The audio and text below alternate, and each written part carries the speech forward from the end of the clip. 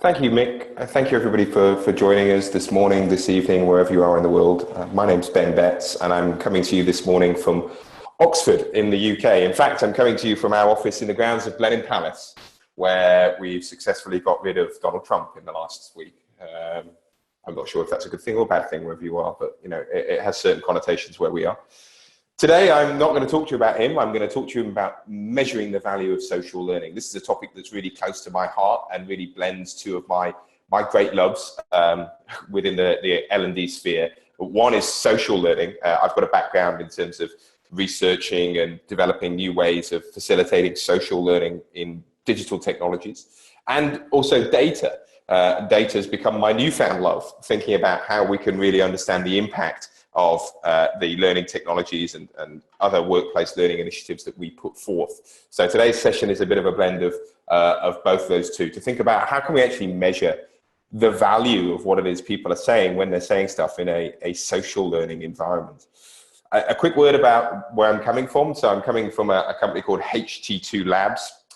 We call ourselves the R&D company for learning and performance. So what we really do is use academic and industrial research to inform developments in software. And we like to think of ourselves as a place of firsts. So we were some of the first people to think about putting gamification into an LMS, some of the first people to put comments right alongside e-learning content to try and facilitate a more social learning experience. We were early adopters of the XAPI, and we were one of the first to put out an open source learning record store that worked at the sort of enterprise scale. So we've got a real history of innovating and putting out technology. And some of what I'm going to show you today is actually at the cutting edge of some of the technology that we're developing and some of the firsts that we continue to aspire towards. The company actually makes two different bits of software, and this is where our innovations sort of come out. One is called Curator. It's a learning experience platform, a social platform where folks can participate in courses and in conversations to help them improve their performance. And Learning Locker, which is our learning record store. This is where we store data on all of those learning and working experiences to try and ascertain impact on performance. But before I get there, I want to turn it over to you guys for a moment and to see if we could wake you up, whether you were early in the UK or late in Australia or elsewhere in the world, and get a bit of a chat session going. Because the first problem that I came to solve when I went back to university to study and do a PhD here in the UK, the problem that I was trying to solve is getting people participating in online social learning inside a workplace context. There's lots of great evidence that facilitating peer-to-peer conversations in a learning context really helps people grasp new ideas, new experiences, and to apply them to their context. Lots of good evidence that social is a fundamental part of the learning experience. But I don't know about you guys, but I've suffered through 10, 15 years of social learning technologies that didn't quite work. You know, wikis that were blank, that nobody edited, blogs that nobody blogged, forums that were just empty, like tumbleweed flowing through this empty form of stuff. We've got the social network, but it doesn't mean people will actually do anything. We went for this whole build it and they will come type thing with a lot of the social learning technologies we've deployed in our workplaces. And it turns out they don't come. So this was the first problem that I sought to address when I went back to study, was that social learning seemed to have real application, real use in workplace learning, but we couldn't get anybody doing it. So just a question to you guys to look at in the chat, if you will, humor me for a few minutes.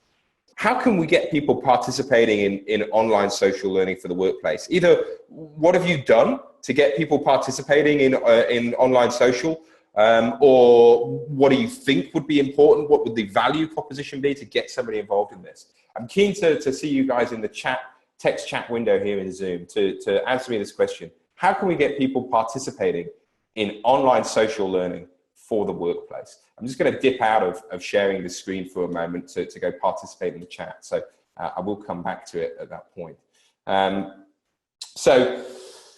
Murray says, does the convener have a big part to play? When you say convener, Murray, do you mean the designer of the experience in the first place, or a facilitator or a moderator? Because I'll come back to that, Murray, but do clarify for me. When you say convener, who is it you mean? So Murray, you say the facilitator is a big part to play. That's really interesting because I do agree that a facilitator traditionally has been a fundamental role. If you look at studies in areas like computer-supported collaborative learning, which is CSCL, the academic version of workplace social learning, then you see a very big role for the teacher, for the facilitator, for somebody who can help nudge things along. And that's something that I think we struggle with in the workplace because, you know, everybody's short on time. Nobody's got much in the way of resource. So imagining that we're going to take somebody out of work to get them to facilitate is almost unthinkable. But we've seen time and time again that having that facilitation in place does indeed improve that experience, getting people to nudge, to shape behavior, to congratulate people and to encourage people's participation with techniques like Socratic questioning. Being the teacher really helps. And we've seen that actually the way that folks have squared away the time sink of this is that sometimes it seems to be more efficient to deploy a social learning experience with only a little design work up front and a lot more participation along the way. So a bit leaner in terms of where the effort goes in, and maybe a bit less up front. We've seen that as a bit there, but it's not always been easy for companies to square that away, in my experience, Murray. I think that's a really good first point. Marie, building on that, leadership, commenting and encouraging. Yeah, you know, walking the walk, talking the talk. If you say that social is important, then where's the C-suite? Where are those guys getting in here? We had a great example with Intercontinental Hotels where all of a sudden the HR director showed up and everybody sat up. So I can't tell you how much that's really important for that. Lars, a good friend Lars Hyland, who will be doing a later session that you should all definitely join, is getting into this as well. So do join Lars' session. Lars with Toto at the moment, number you should be very familiar with.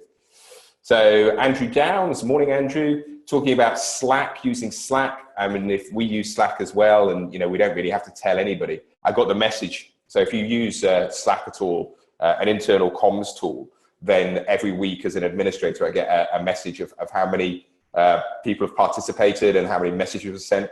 We have a team of about 40 people, and last week we sent 7,000 messages on Slack, and I didn't have to shape anything. So there is an argument here that actually, you know what, social learning will occur where there's value to individuals to do it. So maybe we need to get out of the way. Facilitate free time, free access, rewards, incentives, team behaviors, researching and understanding the audience. Loads of really good ideas here. Mick coming up with a very valid point that in vocational training, social learning is tied to assessment. We see this a lot in other educational settings. You must make 10 comments in the forum in order to get these credits towards something. And I guess that kind of links back to that reward for participation thing. In formal learning experiences, it's pretty common to see the actual participation tied to the sort of grade that you get out of that. So we're coming towards the end of that there. I'll just pop in with the last couple. Phil needs to look popular and active, but can't get to that stage in the early stage. How much deliberate loading to get momentum? This is a really interesting point, Phil. Seeding the conversation, designing it, getting it going, making it look busy, making it look like a place you want to be. If you talk to a chap over here in the UK, Donald H. Taylor, he will talk to you about, or he might talk to you about, you'd have to ask him, the Learning and Skills Group, which is a social network that's evolved over the last 5 or 10 years online. And when I questioned him, like, Don, how did you get that started? Because today there's a reasonably active community, thousands of participants. And he said, well, actually, you know what, we handpicked the first 15, 20 people, and we got deliberate conversations going with them. And it was a really deliberate effort. And this is a theme that you'll see a lot from me today and from other people. Sure, social learning can happen where the value proposition is right and where people just immediately see a better way of working. But if it's getting into that more formal or communities of practice sort of side of things, we see time and again that it's a deliberate effort that makes social learning happen in the way we want it to. It's the result of design, of facilitation, and of seeding the conversation.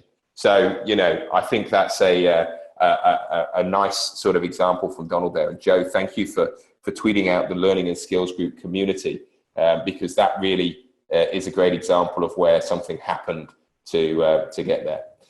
I'll finish up with Lars's final point: create some form of motivational model that rewards participation and active positive contribution. Lars, I plug you, and now you're plugging me. So this is the sort of question that I came to. Thank you, everybody, for participating. Do keep chatting away there. I'm going to go back to sharing my screen, if I might. This is the sort of solution that I came to when researching this, was that I needed to do something that would both give us an opportunity to design interaction, so that we were kind of shaping what it is we wanted people to discuss and being quite deliberate in terms of that design process, and also motivating them, giving them a bit of an incentive, a bit of a reward. So we came up with a model that became a software platform called Curator. This was actually part of my research at the sort of doctorate level. And some of you may be familiar with Curator. This is kind of a very stylized version of what a Curator social learning experience looks like. So in this case, I've got a number of levels that I can participate in. And in order to unlock future levels, you'll have to earn enough experience points to unlock those and move forward. And the way that you unlock experience points is by viewing content and participating in conversation. So we came up with this kind of side-by-side model, which is now pretty common. This was back in 2011, 2012, when we first sort of deployed this. The idea of content on the left, conversation on the right, and what we call object-orientated discussion. So there's a video, a triggering piece of content here, and on the top right, we have a discussion question, and then folks come along and respond to that discussion question and respond to each other in turn. You get points for participating in the first place, and you also get more points for the quality of your participation based on peer feedback, on other people in the community voting you up for your participation. So the better quality your participation, the easier it is to move up through the levels, open up new content, and complete this kind of social learning experience. So this was our Curator model for how we got people talking. And it really, really works. I'll show you some examples of how it works. This is obviously quite at the designed end of things. It's quite at the instructional end of social learning. You know, you're not going to just expect people to do this in the workflow necessarily. This is quite a course-like experience, as opposed to a Slack or a Teams Yammer, which is much more informal, much more in the workflow, but it's still social. And in this case, for a lot of folks where we've seen them deploy social networking technologies that haven't really taken off, starting out with a more designed experience where you say, hey, look, I'm an instructional designer. So what I'm going to do is I'm going to put this piece of content alongside this discussion question and facilitate the conversation. That very designed experience can actually lead to some great early results where the learning culture isn't necessarily one of automatic participation and user-generated content. So this is the model that we came up with, and we've been putting it up and around the internet for the last 5 or so years. And actually, it's been quite successful. The problem is that we've invented a whole new problem for ourselves, because now that we've got people talking, we can't shut them up. So, you know, the level of participation that we can get in these sorts of Curator experiences, and we've seen other examples with other software tools that have adopted similar approaches, that actually getting people participating isn't necessarily the problem anymore. Now the problem is, what the heck are these people saying?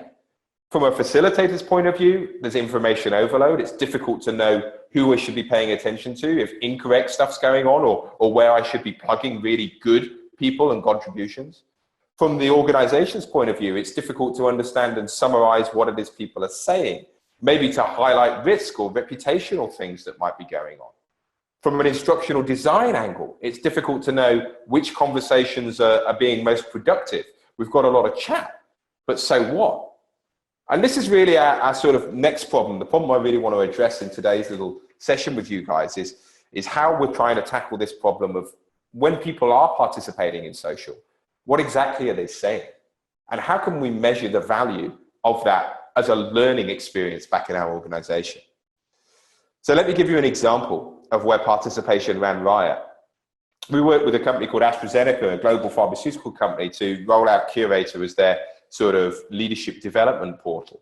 And in this case, we're going to talk about a particular program they ran called Leading People. And when I look at Leading People, it kind of looks a bit like the screenshot I showed you before. AstraZeneca designed this themselves.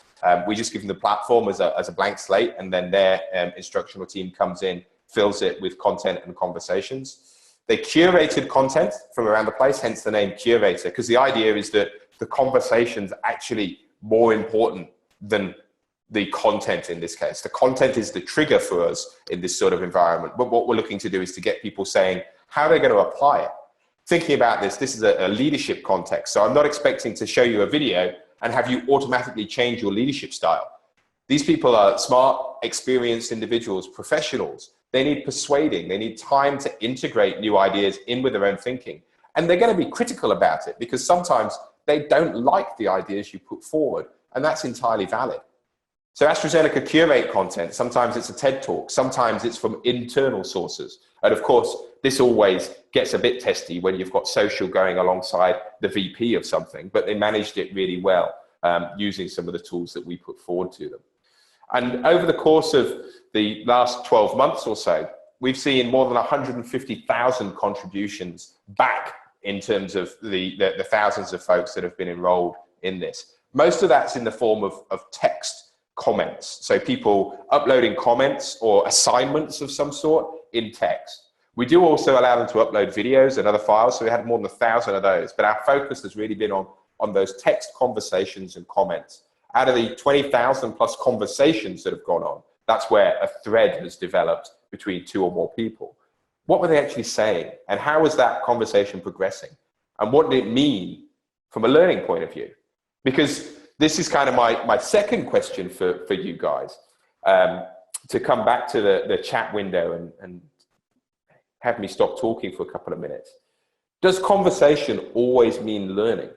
Is it always valuable when people are chatting in a social learning environment? So let's imagine that we've overcome that first hurdle. We got people talking. We managed to shape participation. We got them contributing. Just because they're contributing, does that automatically mean we've got a success here? You know, is it valid for us to report back to management that we've had 157,000 contributions, and so that's it, that's the KPI? You know, in terms of me showing them that graphic, is that all I need to do to AstraZeneca leadership to say, look, you should definitely take another license for Curator because they did 150,000 things last time? That's got to be good. I think we need to challenge that a little bit and think about, does conversation always mean learning? Getting these people talking, is it always valuable, or is it sometimes complete guff? Have a little chat amongst yourselves on the chat room for this question for a couple of moments. I'll dive back in with you. Does conversation automatically mean that learning is taking place? I'll see you in the chat. So, just had a couple of swigs of my coffee there. Thank you for your participation so far. Bethany, it's a really nice point from Bethany here. Conversation can mean that connections are being made with experiences, meaning that learning is definitely possible. I really like that as a phrase, Bethany. It's the sort of thing I would say, and I like me, so I'm enjoying that. This idea of connections is, I think, almost our job. You know, if you redefine the learning and development person as a curator, potentially, a curator of connections is almost what I think. Sometimes that connection can be with content. Sometimes it can be with other people. Jo talked earlier about her first experiences using Curator and not necessarily wanting to participate, which is really true. And you don't always have to participate. But to me, you almost get this back channel of what people think about something when you get that participation going. And it's kind of interesting because it's really shaped my browsing habits. You know, when I look at the news or something like that, I'm often quite quick to scroll beyond the article to the comments, which, don't get me wrong, are nearly always trash. But it's quite interesting to see the zeitgeist of how other people are receiving things. And so what, Bethany, what I read into your statement there is that when you allow feedback, when you allow people to be social, it means you're opening up the possibility of connections. And connections is the root of learning, that I can connect with this idea, with this experience, with this content, with this person. That's the root of learning. So just by turning it on, you mean connections can be made. So I think that's brilliant. Craig has a really good follow-up point to that, though. Some of those connections might be the wrong experience. They might be connecting with ignorance. And we get a lot of pushback from folks saying, what if they're sharing wrong things? What if it's just fundamentally wrong? And yes, that's true. I mean, I actually think that's valuable in and of itself, because if people were sharing incorrect things, then they were thinking it already. So I'd rather them be explicit about being wrong than have this tacit knowledge that they never share with anybody. Of course, the problem then comes that somebody's got to be there to catch it. or do something about it. But I actually think, you know, the possibility that people might share ignorance is not an excuse to not facilitate social learning conversations, because that experience, that connection has been made already. As an instructor, as a facilitator, as somebody who's interested in developing people and understanding what they think, I'm keen to know that ignorance, if you know what I mean. Lars leads us to metrics, talking about productivity improvement, performance improvement. And this is true. This is the heart of what we're getting to, you know, 150,000 comments. So what? And that's really something I'm going to push on a little bit here. A couple more comments coming in. I'll go back in here. Andrew saying it's definitely a good indication, but not the end of the story. So you're thinking that, you know, it could be the wrong learnings taking place, people telling others the wrong things to do. So yeah, building on the earlier point, we've got an indication of engagement. It's the sort of thing that, you know, a marketeer might use to look at page views and go, well, look, there's a signal here that we have some level of engagement, which is probably a good thing. But a marketeer would also look at goal conversions or something like that, who actually engaged, viewed the web page, and made it through to the transaction you wanted them to do. So, you know, if nobody's using the platform, nobody's learning with it, Andrew says. I think that's brilliant. Question, how do you get rid of those people that are not actually adding value to the conversation? Well, it's an interesting debate, that is, in terms of what's adding value, because what we actually see is that you get a lot of lurkers. I'm quite a lurker. I don't know about your style when you use a social network, but like something like Facebook, I don't use too often anymore, but every once in a while, maybe once a week or so, I go on and browse. I never post, but I'm watching. LinkedIn especially so. I rarely post on LinkedIn, but I'm looking at it every day. So am I adding value? Not really. I'm kind of consuming without giving back. So what you're looking to do is to try and get those people who aren't engaged and maybe encouraging them to say one or two things, to give back a little bit. But it's difficult to measure the value of lurking, which is a really close thing. So just keeping on here, Craig, building on your earlier point, a peer would point out their ignorance to steer the conversation in the right direction. That's a wonderful skill. If you can get this sort of peer-to-peer thing going on, where folks are actually sort of moderating and facilitating themselves, wonderful sign. And part of that is to try and capture, part of the sort of really good facilitation is capturing those moments where you see two people interacting to put somebody on the right track, really reinforcing that that's the behavior you want to see, and maybe calling that person out. You know, we see those people being promoted into mentorship or coaching positions within a community because they've really seen that they've got this ability to put people right and to facilitate at that point. So Lars, final point, moving towards a culture of learning and working out loud leads to accelerated innovation, more cohesive corporate development, corporate culture. I totally agree. I think this is one of our fundamental problems in L&D, is the speed with which the organization is moving and changing. And it means that if we're on the hook to create content, to make the tacit explicit every time, there's just no chance that we can keep up. L&D is not the center of knowledge in the organization. We can become a real bottleneck if it has to come through us to be made explicit in an instructionally sound way before it can be put back out. The business has moved, has changed. The only way you can keep up with that sort of pace is through people, in my opinion, is through curating the thoughts of the crowd and bringing that opportunity to the fore. So I don't think this is a nice to have. I think this is an essential part of any person's learning and development sort of toolkit and mix, is how they facilitate and shape social learning, because you're not going to be able to keep up with the pace of change from a top-down central point of view. Guys, thank you so much. Last point, and then I'll move back. What are they adding points to the conversation that are not pertinent or on topic?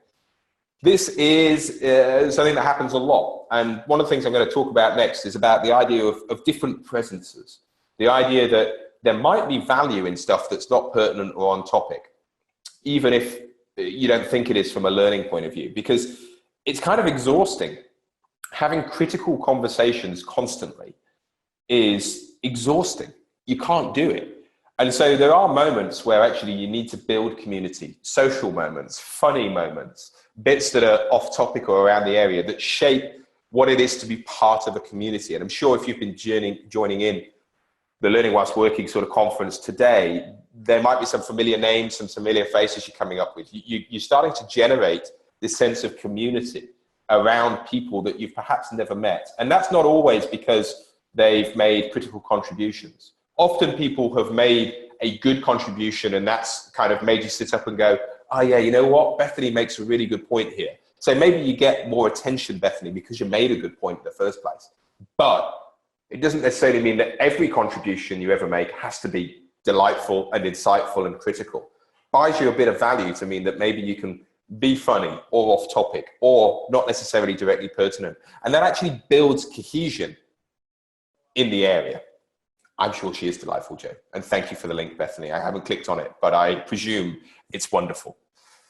Guys, thank you for your participation there. If you do have any more thoughts, if there's other areas that I've missed out on on previous, I know I skipped over a couple of areas, then do bring me back in the chat, and I will come back to that, or private message me and I'll jump back to it in a moment. So jumping back to the presentation, if I might.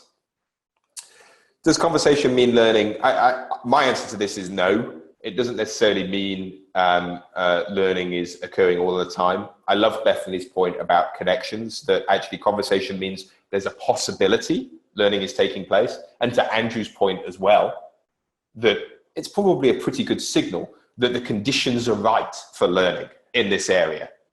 But then I really do take those other points that mean that we can also be spreading ignorance if we're not careful here. So, you know, it turns out that there is a lot of work that has gone on in this area, mostly from the academic field, in terms of trying to understand whether there is value in the conversations that are going on. The most prominent, or at least the framework that I picked up on most prominently, is called the Community of Inquiry Framework, from a bunch of researchers led by a chap called Garrison. Dates back sort of 15, 20 years now in terms of the Community of Inquiry model. And what this is a model of how people progress in a set of conversations towards making what we'd call a critical thought, something where they have been triggered in the first place. So, you know, that content or that discussion point has maybe got them thinking about something new for the first time, made them aware that there is something new, something different that they might think about, that they've explored that idea a little bit. There's been a sense of deliberation. Is this correct? Is it relevant? Do I agree with it? They've started to kind of deliberate about whether or not this idea is relevant to them or not. They've started to potentially integrate that with their own thinking and their own ways of working in the world, that this new idea might help augment an existing mental model or a framework or a way I do something, coming up with these ideas about how I might apply it, and then resolving that actually I will do something different because I saw this video on good feedback and how it can be applied in the workplace. What I think I'm going to do is, next time I do a feedback conversation with one of my employees, I'm going to do X. And then when I get to that, I actually practice that moment and see how it goes and reflect on it. So we've got this kind of cycle that the Community of Inquiry Framework talks about in terms of triggering, exploring, integrating, and resolving to do something differently, that we can shape people through. And so Garrison and his team and a whole range of other researchers have been testing and experimenting with this idea for the last 15 or 20 years in terms of how can we detect whether people are moving through these phases and actually behaving differently as a result of the conversations that have gone on. And so we're looking to detect in these text contributions, do they have the signs of triggering, the signs of exploring, and so on and so forth. And so we get lots of different categories. And I talked about this idea of social presence a little bit, that not everything is a critical thought. So for Garrison and the Community of Inquiry Framework, they break down these presences, as they would call them, into 3 categories. Cognitive presence is kind of the core moving critical thought, an individual moving on. But they also see value in social presence, in group cohesion, in emotional expression, in getting people collaborating with each other. And they see value in teaching presence, in somebody facilitating, defining the topics to begin with, and focusing the discussion as it goes on. So when we talk about that cognitive presence, which is where I'm going to focus, this top thing, they talk about the triggering event being a bit of a sense of puzzlement, the exploration being about an information exchange. You know, I would use it like this, I would use it like this, I could use it like this, I have used it like that. The integration phase about starting to change that mindset, those connections that already exist in your mind, how might you modify them with this new information? And then resolution, actually applying something different in the real world. These are the models that we build upon to think about how can we measure the value of something in a workplace learning environment.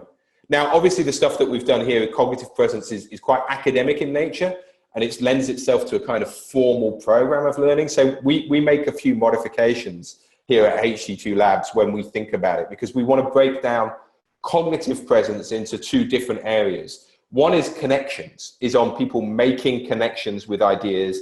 And the second is in the real world, is actually applying them to the real world. So we two different values that we actually like to try and recognize here with our models. One is connectivity. Are people putting two and two together? And the other one is real world application. Are they trying something different back in the workplace? Because that's the sort of behavioral change that folks like AstraZeneca really seem to value. We also value social presence because we believe that it shows a group cohesion and that learning culture being built. So when we're measuring the value of social learning, we're measuring connectivity, that critical thought element, real world application, and social presence. Now, I won't read this out because it goes into too much depth here, but fundamentally our process looks a bit like this. For all of these contributions that we've got coming along, we've got a rubric, a marking rubric, a table that allows somebody to come along, a trained expert, to read a bunch of comments and to assign a label to them between 0 and 3 in terms of whether or not this contribution demonstrated connectivity, real world application, or social presence. So for example, in connections, at level 0, a score 0 for a particular comment is where something is not relevant at all. So a lot of the examples that we see in comments and contributions are somebody saying something like, hey, nice resource, great video, like it. This for us is not reaching the scale, our 1, 2, 3 scale in terms of where we're moving things forward. Level 1 is getting into this exploration sort of phase for us. They're starting to explore it. I agree with this. This is how I'm going to sort of explore this area. Level 2 for us is getting into that integrations phase, starting to think about how they could differentiate between option A and option B. And they're going to go with option B because option B is better for this context. They're starting to integrate that idea. And level 3 is kind of the ultimate, like they've put something into practice. They've actually reflected on it and said, I've tried this, I've done this, this is how it went. So we've got this marking rubric for each one of these different models. We have one for real world application, we have one for social presence as well. And this idea is that we're trying to detect from these comments and contributions which didn't reach the scale, which were not valuable from a cognitive, from a social, or from a real world application, and which we're moving through those stages towards my ultimate. So sort of we combine the 1, 2, 3, 4. So level 1 for us is kind of a combination of 1s and 2s, and then 3 and 4. 3 is equivalent to my level 2, 4 is equivalent to my level 3. We kind of combine them a little bit in our model. A quick word about design, because obviously we've got this model in mind. So this is the sort of thing that we can teach to our adopters to say, hey, look, when you're using Curator from an instructional design point of view, these are the phases you're looking to push people through. So in those early levels, we're expecting people to be confused. We're expecting people to need to explore and make connections with new ideas and with new people. And in later levels, as they get deeper into this designed learning experience, I'm expecting them to be integrating and resolving to do things differently. This is where we get into giving people assignments, tasks to do, because we're actually scaffolding them towards the sorts of conversations we want to do. And at the end of the day, applying this model means we get a chance to understand where the conversation actually meant learning. Before I crack on and show you some results from that, I'm just going to take a quick pause because I kind of dropped off the deep end there in terms of where I was getting to. So I'm just going to go back into the comments and conversation and see whether anybody has anything that I can clarify or any thoughts on this. Joe, Ben, is this some of the work you've based your semantic analysis on? I think you just answered the question. So yeah, all of our text analysis is based on models like COI. So we take COI and we modify it slightly based on A, the workplace context, and B, our experiences of trying to apply it, because we're generally more interested in application in the real world context. COI was built in an academic context where we're looking for that critical thought, but there's not necessarily always the opportunity to apply your learning right away. And we're really interested in that application. So we've got a little bit in there. Lars talking about work Mitchell and Butlers here in the UK did to think about a community-led platform with they had an identity called Mabel, which is they've got a wonderful video about the character Mabel. I think it actually stood Mitchell and Butler's learning environment or something like that, I think it stood for. But then they invented a character, a woman called Mabel, who was a coach through the entire social learning experience. And it's a wonderful example. So do look up the Mitchell and Butler's Mabel example. Lars, if you go find a link or anything, that would be wonderful. Bethany, would be totally cool if there was a level of analytics built into Curator to analyze certain conversation phases, triggers set out by an org. It would be cool, wouldn't it? Oh my goodness, I can't wait to show you what we've got next. So guys, I'm sorry that I dropped off the deep end there. If you've got any sort of areas that weren't clear, do message me or message me privately, because I realized that went kind of crazy in terms of the academic bit there. Do check out Mabel. Don't check it out for the next 15 minutes because I'm too interesting. But do check it out immediately after that, because these guys, in fact, they beat me in an award earlier in the year. So I should be really mad with them. But frankly, it was a quite wonderful experience. So, you know what? Sometimes the better team wins. I'll flick back to my presentation here. And what I'm going to show you is some of our results of having applied some of this back in the real world. So, what we're seeing here, just let me stop the share, just make sure that you're actually seeing what I'm doing again here. 2 seconds. So you should be seeing a slide that says, do learners advance their thinking? So we can apply this method to the AstraZeneca, the 150,000 sort of comments and contributions that they made. And we broke it down in terms of the different groups that they had. They have different functions, the operations function, the marketing function, HR, so on and so forth. So from operations, we could look at the difference between different cohorts, different areas of the organization, see whether they actually advance their thinking or not. So remember my level 0, 1, 2, and 3? Well, we took examples at different weeks of the progress. So there's some from week 2 of this leadership course, some from week 3, some from week 4, and some from week 5 here. And what we saw is a general progression, is that generally speaking, we did get the design that we wanted. Early on, people were quite explorative. They were asking a lot of questions.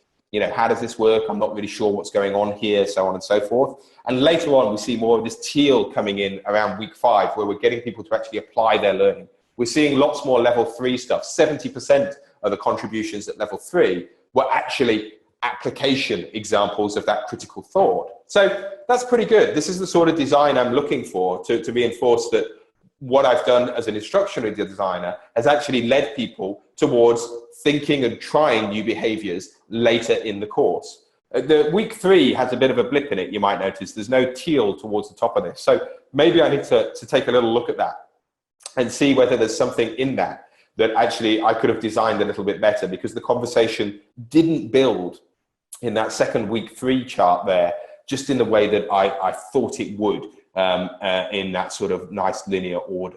So yeah, we can absolutely inspect all of the data here to see whether learners advance their thinking. We can identify outstanding individuals. So I can take a look at the volume of comments made versus the average level of cognitive presence or connections that they make, for example, and highlight those people that seem to be a standard deviation better. They seem to be considerably better than the mean of the other participants in the cohort. Interestingly, it's hardly ever those people that make the most comments that hit the higher levels of average cognitive presence, of average connection presence. Now, I mean, that's kind of a bit of a self-fulfilling fallacy. The more comments you make, the chances are your average is going to drop down unless you are truly exceptional. But there really is a case that people who make a lot of comments generally don't hit those high levels, so they're not necessarily worthy of the most amount of praise from a thoroughness and a learning conversation point of view. And also those people who make only a few contributions. I mean, if some of them are really insightful, that's great, but we need to get them talking more, because just making one or two insightful comments when you could be making 5 or 6 is really interesting. What you'll also see from this spread is that down at the bottom, it's a bit blurry, so forgive me, but 5 to 10 comments, 15 max is really the most comments we saw. People had literally hundreds of opportunities to comment and contribute. But generally speaking, they max out in this sort of environment. They don't make hundreds of contributions. And if they do, they're not massively meaningful. So there is a certain threshold at which people are liable to not really contribute more than. And that seems to be okay from that progression point of view. We don't need them to comment on everything to make connections and push themselves through. And of course, going back to that instructional design thing, one of the things that we can do on the AstraZeneca side of things is we can eliminate content that doesn't seem to really foster particularly good learning conversations. So a typical instructional design thing would be to, have a wrap up, something that kind of came together at the end to summarize what had gone on during a lesson or a chapter or a module. And what we saw was that those were actually particularly weak in terms of the level of real world application we were seeing in those wrap ups, which is kind of disappointing, because that's kind of almost a pinnacle moment where we want people to be putting things into practice. But actually, those are kind of weak in terms of AstraZeneca's design at the moment. So they could probably eliminate those. They could probably get rid of those. And they have those at the end of every module. This is time that people are taking to read content, to comprehend it, and to take part in conversation that we could cut out. So if that's 20 or 30 minutes of somebody's time, and they're doing it every week, and it's going on for months, then there's a huge amount of seat time that we can eliminate from our instructional design here to actually get the same results, to get people with that learning insight, but cut out nonsense content. So I think one of the things that I'm quite keen to foster here is from that instructional design and continuous lean improvement sort of methodology is, how can we understand which content was actually useful? And how can we get rid of the content that wasn't, such that we can have the same outcome, but with less time on seat? And that's a very tangible value that you can deliver back to the business there in terms of how much time you saved and the dollar equivalent that might be. I'm going to take another pause there for 2 seconds before I go into my final section, which is going to be about automating this and showing you how we did it. But anything in the comments at this point, guys, I'll come back to you. I'm just going to take a swig of coffee because obviously voice going. Anything I can clarify there, guys? So Lars talking about whether some content is more relevant to some people. What about personalization? That's a really interesting area, but we haven't really delved into it yet. But what I do think you're sort of building towards there is almost the idea that what if this sort of person always makes or tends to make critical contributions on objects that are tagged with the keyword X or Y or Z. And so we're getting critical thoughts from people when it's Six Sigma content or where it's example content, but we're not getting critical thoughts from them where it's this totally different bit of content. That's quite interesting in terms of building a persona around a person. And I think to me, Lars, you talk about personalized learning there. That's kind of one of the jumping off points in terms of, well, how would I make learning more personal? And I think one of the ways I could look at that is about building this idea of an identity, of a persona of a typical person or the typical set of people, such that when I start off with a group, I maybe start off with 1,000 people who are going to have the same experience. And over time, I'm able to build slightly more discrete groups that say, well, these 100 people were actually really interested in X, and these 100 people were really interested in Y, and they built good conversations around that. So at that point, I can start to highlight expertise. I can start to say that this person seems to make critical contributions in areas that are X. And so building on that high potential performers piece, how can I highlight high potential performers? I can also use it to personalize to those people stuff that they will contribute well, that they might become experts in, and to highlight expertise within the organization. So I think that's quite a good value proposition, both from personalizing future experiences and also from the actual insight into the talent organization as it stands. Can we have some access to those rubrics? Yeah, I'll see what I can do, Mick. So I'll chat to my data scientist, Janet. I think we might have a blog, actually. So I'll put out a bunch of links over to the Sprout team following this session, and we'll see where they go. But certainly they're all based off of that community inquiry framework, just slightly modified for our own purposes. So certainly start at COI. Last stretch, guys, last 15 minutes. Thank you for clinging on. This stuff's about to get interesting, as if it already wasn't. So this is quite interesting. How the heck do we do it? Well, unfortunately, the way that you do this traditionally and the way that we start doing this looks a bit manual, because you've got this rubric of these levels at which people are contributing, and you've got a ton of comments. So somebody, unfortunately more than one person, because you actually need what we call a sort of cross-marker correlation. You need to understand that two people are marking things to the same standard. That's how you assess the quality of the rubric of that marking scheme, is by getting two independent people to mark the same comments and to see how agreeable they are in that labeling. So you've got to go through all of this stuff a number of times, which looks like a lot of coffee and a lot of paperwork and a lot of spreadsheets. So, you know, literally downloading comments, contributions, and working through them one at a time and seeing whether or not they are trivial or not trivial. So a 0 or 1, a binary classification, and seeing at what level they hit these other aspects. This is actually something that we've done with thousands of conversations, not just from AstraZeneca, but from lots of other people who have participated in Curator and used it as an organization. One of our advantages is that we've got thousands of conversations from many different organizations, so we can extrapolate some more generalized models of what people are doing here. It's difficult from within an internal organization. It's not impossible, but it's quite a lot of work to get this started. You've got to hand mark thousands of comments, and you've got to get a weight of comments together, because if you don't, the chances of some spurious comments creating outliers is very strong. The more comments, the more data you get, the more reliable, the more generalizable this becomes. Otherwise, you're liable to be, you know, shaped by a particular good piece of content, a particularly strong participant, a particularly strong learning culture in one department versus another. So you need a weight of contributions, and that means a heck of a lot of effort to get that done. Fortunately, there are other ways of building upon this, because this seems kind of intense. Like, the value proposition at the end of this might not be strong enough to get me doing this. It's quite a good example of where machines, specifically artificial intelligence and machine learning, could help. It's a pretty good task for machine learning. So when I'm talking about machine learning, I'm talking about a field of AI, of artificial intelligence.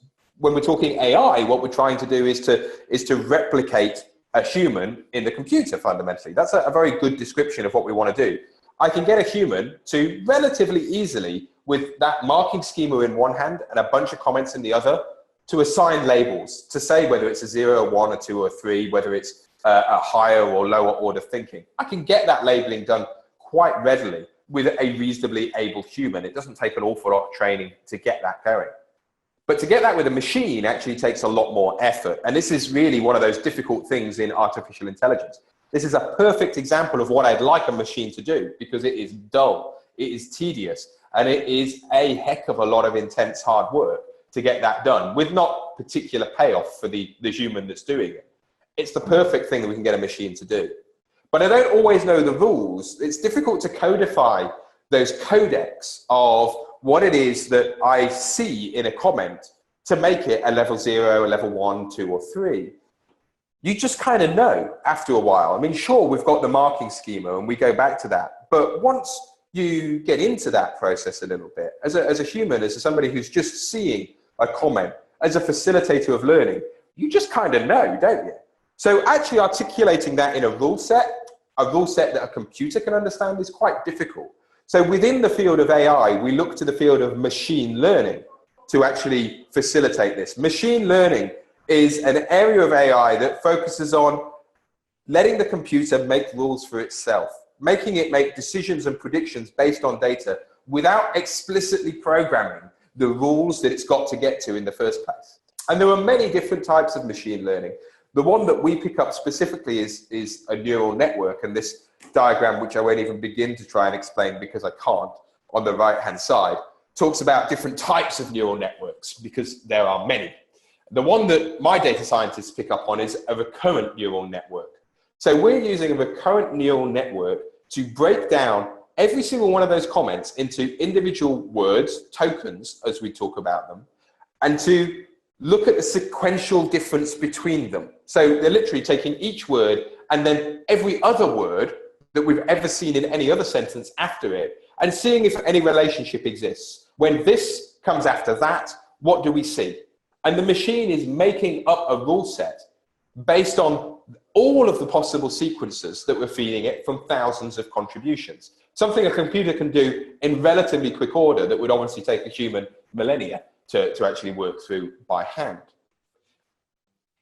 The way that this practically works is that we have to train the machine. We have to train our recurrent neural network to do this in the first place. So we still have to hand mark some comments. This only works because we have training data that we can feed into the machine. We need this training data that's already been labeled. So let's say I've got 100 comments and I hand mark those 100 comments to label them. So I have the comment and I have the label. And when I say a label, what I mean is 0, 1, 2, or 3.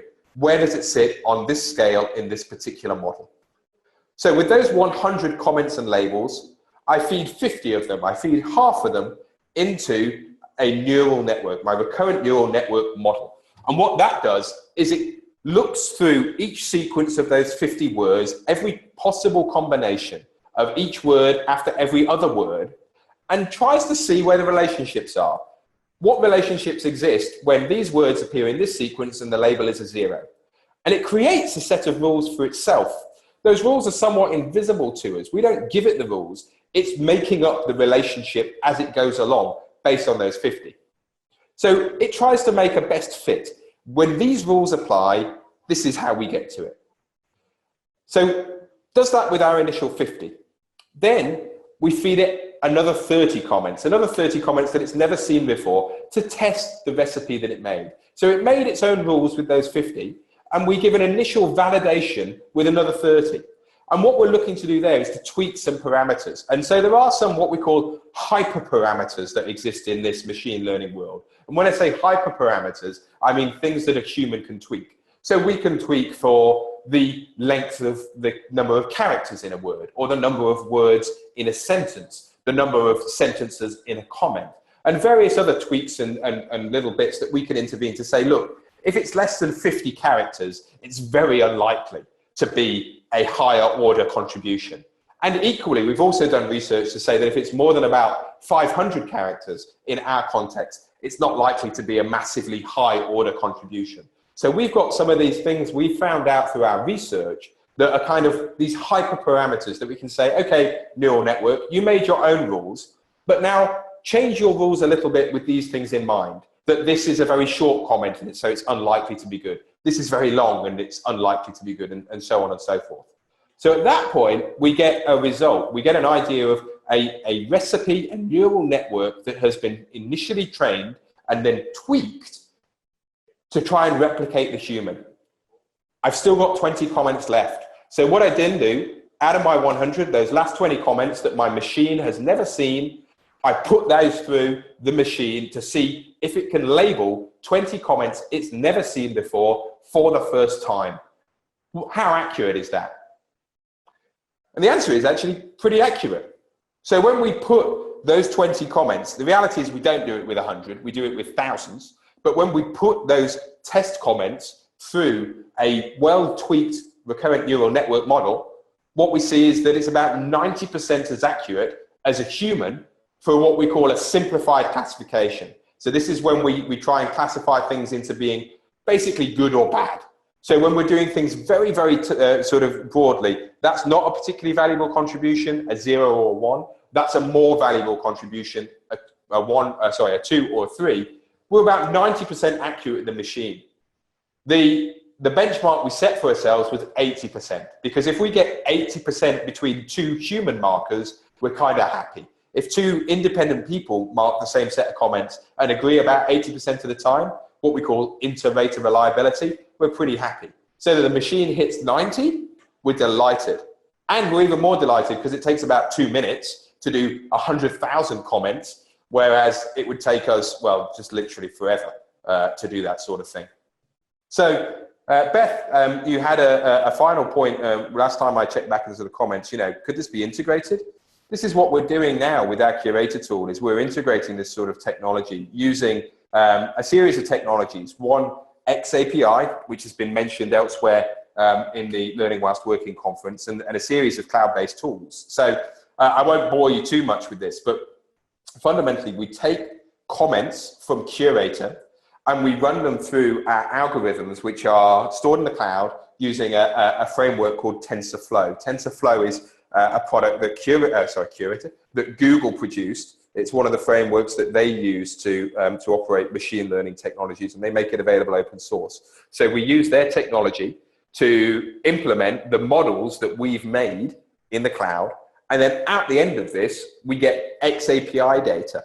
XAPI data is this idea of Bethany commented on X, and within that triple headline of what somebody did, we get a lot of metadata. And so in the metadata that we store in our learning record store, our XAPI data store, what we actually get there is a whole bunch of data about the semantic value of that comment. How long was that comment? How positive or negative was that comment from a sentiment point of view? Where did it rank on our various models? Was it a higher or lower order comment, and so on and so forth?